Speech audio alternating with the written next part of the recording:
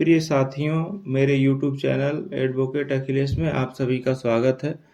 साथियों, मैंने इसके पूर्व बंटवारे के संबंध में एक पार्ट बनाया था और उसमें बंटवारे में आने वाली प्रक्रिया और बंटवारा कैसे दाखिल होता है और क्या-क्या प्रक्रिया है उसकी, इसके बारे में आप लोगों से विस्तृत चर्चा किया था। अब जब बंटवारे के वाद को हम दाखिल करते हैं और उसमें प्रारंभिक डिग्री न्यायालय द्वारा बना दी जाती है और क्षेत्रीय लेखपाल के समक्ष प्रारंभिक डिग्री प्रेषित होती है फाट कुर्रा बनाने के लिए। वह फाट कुर्रा लेखपाल किस विधि से तैयार करेंगे और आपत्तियों का निस्तारण किस प्रकार से होगा, इसके संबंध में जानकारी साझा करना चाह रहा हूं। तो हम चलते हैं, जब न्यायालय द्वारा प्रारंभिक डिग्री बना दी जाती है और क्षेत्रीय लेखपाल को फाट और कुर्रा तैयार करने के लिए कॉपी जारी की जाती है, तो उसमें किस तरीके से क्षेत्रीय लेखपाल को उसको बनाना चाहिए,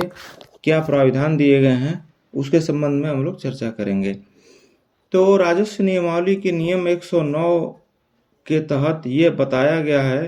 कि किस तरीके से वह फाट तैयार किया जाएगा।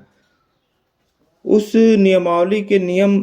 109 च में यह वर्णित किया गया है कि यदि जो खातेदार हैं वो जिस जमीन का विभाजन करा रहे हैं, वह जमीन यदि किसी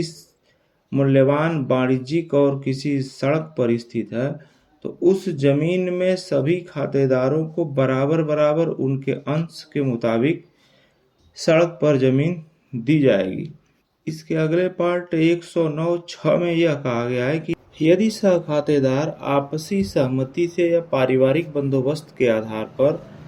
कब्जे में हैं, तो उनको उनके अनुसार कब्जे के अनुसार तदनुसार फाट और कुर्रा तैयार करते समय उसका विशेष ध्यान रखा जाएगा और उनको यथासंभव उसी तरीके से, जिस तरीके से वो कब्जे में है, उनको अंश प्रदान किया जाएगा। अब राजस्व नियमावली के नियम 109 के तहत आपत्ति के निस्तारण के संबंध में भी व्यवस्था दी गई है कि मान लीजिए यदि क्षेत्रीय लेखपाल ने फाट बनाते समय किसी विशेष खातेदार को सड़क पर या मूल्यवान जमीन में उसको हिस्सा अधिक दे दिया या उसका फाट बना दिया या किसी पक्षकार का अंश जो है जहां मूल्यवान जमीन है वहां कम कर दिया,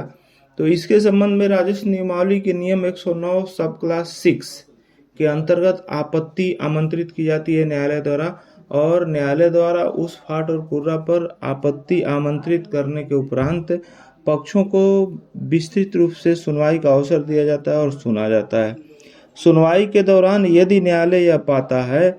कि जो फाट और कुर्रा बना है उसको बनाते समय राजस्व नियमावली के नियम 109 में जो प्राविधान वर्णित किए गए हैं उन प्राविधानों का कोई भी ध्यान नहीं दिया गया है और किसी खातेदार को सड़क पर मूल्यवान जमीन में अधिक हिस्सा प्रदान कर दिया गया है,